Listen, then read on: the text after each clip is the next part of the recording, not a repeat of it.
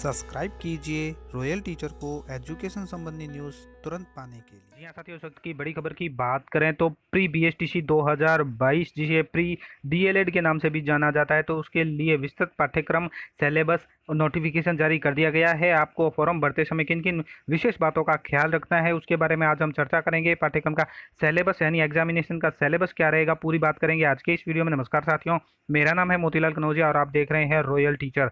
चलिए दोस्तों, शुरू करते हैं आज का हमारा वीडियो और बताते हैं आपको प्री बीएसटीसी डीएलएड 2022 के बारे में। सबसे पहले दोस्तों बात करें, ये परीक्षा जो डीएलएड प्री बीएसटीसी है वो शिक्षा विभाग करवाएगा, राजस्थान बीकानेर की ओर से ही करवाई जाएगी। और उसमें आपको सबसे पहले हम बात करते हैं ऑनलाइन आवेदन पत्रों की उपलब्धता के बारे में। वो 19/8/2022 से शुरू है। परीक्षा शुल्क जमा कराने की अंतिम तिथि 30/8/2022 है। आवेदन सबमिट करने की अंतिम तिथि है वो 31/8/2022 है।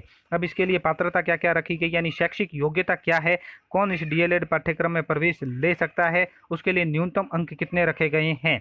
तो डीएलएड चाहे सामान्य है या संस्कृत है, सामान्य कैटेगरी के लिए 50% रखे गए हैं, अनुसूचित जाति और जनजाति के लिए 45% है, ओबीसी अन्य पिछड़ा वर्ग एमबीसी और ईडब्ल्यूएस के लिए 45% है, और इसी प्रकार दिव्यांग 40% से अधिक है उसके लिए भी 45% रखे गए हैं।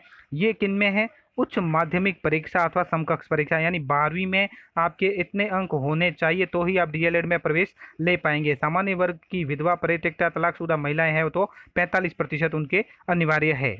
यहाँ पे एक बात और आती है कि जो अभी लेटेस्ट में 12वीं उत्तीर्ण नहीं है यानी 12वीं में अध्ययनरत है तो वो आवेदन कर सकते हैं या नहीं, तो वो हाँ बिल्कुल वर्ष 2022 में उच्च माध्यमिक परीक्षा में सम्मिलित हुए या हो रहे हैं वे भी आवेदन करने हेतु पात्र होंगे, परंतु उन्हें काउंसलिंग के समय पात्रता की सभी शर्तों को पूर्ण करना अनिवार्य होगा। किसी भी प्रकार से 99% है तो भी वो पात्र नहीं हो पाएगा, क्योंकि जितने प्रतिशत रखे गए हैं उनसे 1 पॉइंट भी कम होगा तो स्वीकार्य नहीं होगा, 1 अंक भी कम है तो भी स्वीकार्य नहीं होगा। साथ ही बात करें आयु के बारे में तो 1 जुलाई 2022 को 28 वर्ष से अधिक नहीं हो, लेकिन विधवा, तलाकशुदा, परित्यक्ता महिलाओं के लिए आयु सीमा में कोई बंधन नहीं है। अनुसूचित जाति, जनजाति, वन्य पिछड़ा वर्ग, अति पिछड़ा वर्ग, ईडब्ल्यूएस और महिलाओं के लिए राजस्थान सरकार द्वारा निर्धारित प्रावधानों और नियमों के अनुरूप आयु में छूट दे होगी। आरक्षण है वो राज्य सरकार के नियमानुसार होगा। आप अपने आवेदन है वो इस पंजीयक परीक्षाएं pre-dled.in के माध्यम से दे सकते हैं। इस वेबसाइट को आप नोट कर लीजिए, पंजीयक pre-dled.in। इसके माध्यम से आपको ऑनलाइन आवेदन करना होगा। आपको ऑनलाइन शुल्क है वो डेबिट कार्ड, क्रेडिट कार्ड अथवा नेट बैंकिंग के जरिए जमा करवाया जा सकता है। आप ई मित्र के माध्यम से भी फॉर्म भर सकते हैं, परीक्षा शुल्क जमा करवा सकते हैं। ऑफलाइन आवेदन है वो किसी भी प्रकार से स्वीकार्य नहीं होगा। ऑनलाइन आवेदन जब भी भरते हैं आप तो प्रक्रिया की समस्त प्रविष्टियां सावधानी पूर्वक करके उसका प्रिंट ले लें। परीक्षा आवेदन पत्र की हार्ड कॉपी अपने पास संभाल कर लिखें, जिसे काउंसलिंग के समय निर्देशानुसार जमा करवाना आवश्यक होगा। बात करें इसके आवेदन शुल्क की तो डीएलएड सामान्य अथवा डीएलएड संस्कृत में किसी भी पाठ्यक्रम में अगर प्रवेश लेते हैं तो 450 रुपये आपको फीस देनी होगी। डीएलएड सामान्य और डीएलएड संस्कृत दोनों पाठ्यक्रमों में प्रवेश लेते हैं तो 500 रुपये फीस देनी होगी। इस प्रवेश पूर्व परीक्षा का शुल्क किसी भी दशा में रिफंडेबल नहीं है, यानी वापस नहीं दिया जाएगा। अतः नियमों और निर्देशों के अंतर्गत जो आवेदक पूर्ण पात्रता रखते हैं केवल वे ही आवेदन करें। आवेदक वेबसाइट पर उपलब्ध विस्तृत दिशा निर्देशों का सावधानी पूर्वक अध्ययन कर लें। साथ ही परीक्षा संबंधी सूचनाएं आपको एसएमएस के माध्यम से प्रेषित कर दी जाएगी। इसके लिए हेल्पलाइन नंबर भी दिए गए हैं, तो हेल्पलाइन नंबर पर भी आप संपर्क कर सकते हैं, जो प्रातः 10 बजे से साढ़े 5 बजे तक खुला रहेगा। ईमेल आईडी और वेबसाइट भी दे रखी है।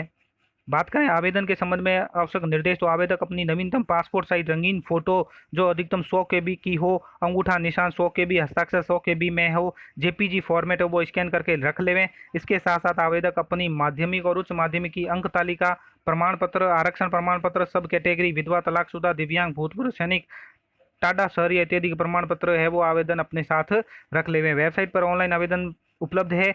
अभ्यर्थी ई मित्र कियोस्क के माध्यम से या समय के कंप्यूटर द्वारा भी भर सकते हैं। फोटो, अंगूठा निशान, हस्ताक्षर अपलोड कर आवश्यक सूचना प्रविष्टि करने के पश्चात आवेदक आवेदन पत्र की हार्ड कॉपी एवं आवश्यक दस्तावेज सत्यापन की फोटो प्रति अपने पास सुरक्षित कर संभाल कर रख लेवें, क्योंकि परीक्षा के पश्चात काउंसलिंग के समय प्रवेश हेतु आवंटित संस्थान में इसको जमा करवाना होगा। जिस माध्यम से भी आप आवेदन भरते हैं, चाहे साइबर कैफे में भरते हैं, ई मित्र कियोस्क के माध्यम से भरते हैं या समय भरते हैं, तो सूचना अच्छी तरह जांच लेवें और सूचना जांचने के बाद ही आवेदन सबमिट करें। समस्त प्रमाण पत्रों के अनुसार आवेदन पत्र में सावधानीपूर्वक जांचने के पश्चात ही आपको सेव करना है। परीक्षा केंद्र के चयन हेतु जिलों के नाम की सूची आवेदन पत्र में दी गई है। आवेदन सबमिट करने के पश्चात परीक्षा केंद्र परिवर्तन हेतु कोई प्रार्थना पत्र स्वीकार नहीं किया जाएगा। केंद्र आवंटन के समय संवेशक का निर्णय अंतिम होगा। लेकिन अगर आप ऑनलाइन भुगतान करते हैं और आवेदन शुल्क का आपको प्रिंट या नहीं निकलता है तो इस वेबसाइट पर उपलब्ध हेल्पलाइन नंबर पर आप संपर्क कर सकते हैं। जो अभ्यर्थी प्राथमिक शिक्षा में डिप्लोमा इन डीएलएड सामान्य संस्कृत प्रवेश परीक्षा 2022 का अल्पभाषी संस्थान से अल्प भाषा में प्रवेश हेतु इच्छुक हो, ऑनलाइन आवेदन करते समय अपने विषय का चयन कर विकल्प कर लें। समस्त प्रकार के संभावित विवादों का न्यायिक क्षेत्र जिला न्यायालय रहेगा बीकानेर। शिक्षक प्रशिक्षण पाठ्यक्रम यानी डीएलएड में प्रवेश हेतु शैक्षिक योग्यता राष्ट्रीय अध्यापक शिक्षा परिषद के मानदंडानुसार अनिवार्य है। प्रवेश के लिए आरक्षण का प्रावधान राजस्थान राज्य सरकार के नियमानुसार होंगे। साथ ही दोस्तों इसमें बात करें कि प्रवेश क्षमता की अधिकतम 5% सीटों पर राज्य से बाहर के अभ्यर्थियों को मेरिट के आधार पर प्रवेश दिया जा सकेगा। राजस्थान राज्य के बाहर के अभ्यर्थी सामान्य श्रेणी में ही पात्र होंगे। साथ ही एक मोस्ट इंपोर्टेंट बात यहाँ पे ये भी बताई गई है कि अभ्यर्थियों को काउंसलिंग शुल्क लौटाने में होने वाले विलंब को देखते हुए सूचित किया जाता है कि वे अपना बैंक खाता खुलवाएं तथा काउंसलिंग हेतु रजिस्ट्रेशन कराते समय अपना खाता में बैंक का नाम IFC सही स्पष्ट अंकित करें तथा इस खाते को सक्रिय रखें जिससे कि काउंसलिंग शुल्क लौटाने में सुविधा हो। प्रारंभिक शिक्षा में डिप्लोमा यानी डीएलएड सामान्य व संस्कृत प्रवेश परीक्षा 2022 में वरीयता प्राप्त अभ्यर्थियों की काउंसलिंग है वो 2 चरणों में की जानी है। प्रस्तावित है कुल सीट के 2% से अधिक रिक्त सीट होने पर तृतीय चरण में भी काउंसलिंग द्वारा आवंटित किया जा सकेगा। प्रत्येक चरण में अपवर्ड मूवमेंट द्वारा वरीयता अनुसार अभ्यर्थियों के संस्थान और संस्था का स्थानांतरण किया जाना प्रस्तावित है। भूतपूर्व सैनिक और रक्षा आश्रितों के सक्षम स्तर से जारी प्रमाण पत्र प्रस्तुत करना होगा। यह प्रमाण पत्र काउंसलिंग के समय प्रस्तुत नहीं किए जाने की स्थिति में इस श्रेणी के आरक्षण का लाभ दे नहीं होगा। BSF, CPRF, सीमावर्ती बलों, अन्य पैरा मिलिट्री फोर्स के सैनिकों, अधिकारियों को, आश्रितों को यह लाभ दे नहीं होगा। इसी के साथ का बात करें परीक्षा आयोजन प्रक्रिया की तो परीक्षा तिथि राज्य सरकार द्वारा निर्देशानुसार बाद में घोषित की जाएगी। परीक्षा पूर्व प्रवेश पत्र प्राप्ति है वो इसी वेबसाइट पर आपको 7 दिन पूर्व डाउनलोड करने होंगे। परीक्षा केंद्र पर परीक्षा प्रारंभ होने के आधा घंटा पूर्व आवश्यक रूप से पहुंचकर स्थान ग्रहण करना होगा। परीक्षार्थी केंद्र पर अभ्यर्थी क्वेश्चन बुकलेट प्राप्त कर अवलोकन के पश्चात सुनिश्चित कर लें कि सभी पृष्ठ पूर्ण है, कोई भी पृष्ठ क्षतिग्रस्त नहीं है, प्रश्नों का क्रमांक बढ़ते क्रम में है। क्षतिग्रस्त या टूटी क्वेश्चन बुकलेट OMR शीट को परीक्षा प्रारंभ होने के 10 मिनट तक बदला लें। इसके पश्चात कोई भी बदलाव नहीं होगा। इसकी समस्त जिम्मेदारी स्वयं अभ्यर्थी की होगी। किसी भी अभ्यर्थी को परीक्षा की निर्धारित अवधि समाप्त होने से पूर्व कक्ष छोड़ने की अनुमति नहीं होगी। साथ ही परीक्षा समाप्ति के पश्चात क्वेश्चन बुकलेट OMR को वीक्षक को सुपुर्द करने के बाद ही परीक्षा केंद्र छोड़ें। प्रश्न पत्र की जो संरचना है वो 4 खंडों में विभाजित होगा। कुल प्रश्नों की संख्या 200 होगी। सभी बहुविकल्पी यानी मल्टी चॉइस क्वेश्चन होंगे। सभी प्रश्न के अंक समान है। प्रत्येक प्रश्न 3 अंक का है। किसी भी प्रकार का नकारात्मक अंकन नहीं होगा। ये इस तरह से प्रश्न पत्रों की संख्या रहेगी। जैसे प्रश्नों की संख्या मानसिक योग्यता है वो 50 और 150 अंक रहेंगे। राजस्थान की सामान्य ज्ञान की जानकारी 50 प्रश्न रहेंगे, 150 अंक रहेंगे। शिक्षण अभिक्षमता 50 प्रश्न रहेंगे, 150 अंक रहेंगे। उसके बाद है वो द भाग आता है अंग्रेजी, हिंदी और संस्कृत का।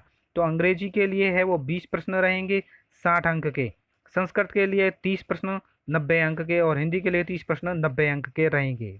साथ ही एक मोस्ट इंपोर्टेंट बात जो बता दी गई है यहाँ पे प्रश्न पत्र संबंधी सूचना में कि क्वेश्चन बुकलेट में 200 वैकल्पिक प्रश्न होंगे। प्रत्येक प्रश्न वैकल्पिक है। उत्तर पत्रक 4 खंडों में अ, ब, स, द में विभक्त होगा। खंड द की मोस्ट इंपोर्टेंट बात है उसको ध्यान से सुनिए। उसमें अंग्रेजी, संस्कृत और हिंदी में विभाजित होगा।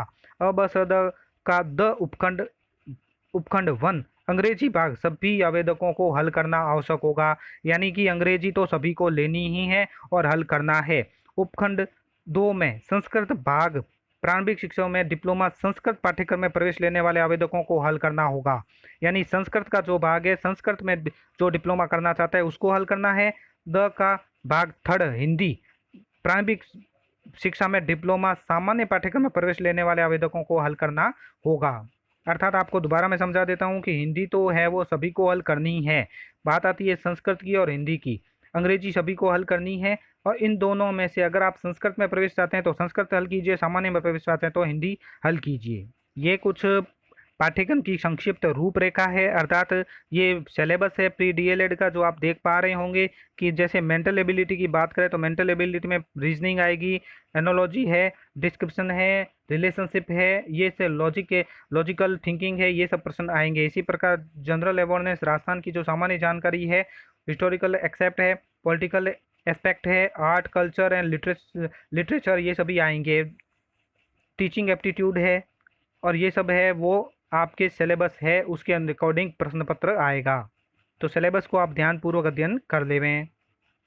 तो धन्यवाद साथियों, उम्मीद है ये वीडियो आपको पसंद आई होगी। वीडियो पसंद आए तो जरूर लाइक शेयर और सब्सक्राइब कीजिए। पास में आने वाले घंटी के बटन को जरूर दबाएं एजुकेशन संबंधी न्यूज़ तुरंत पाने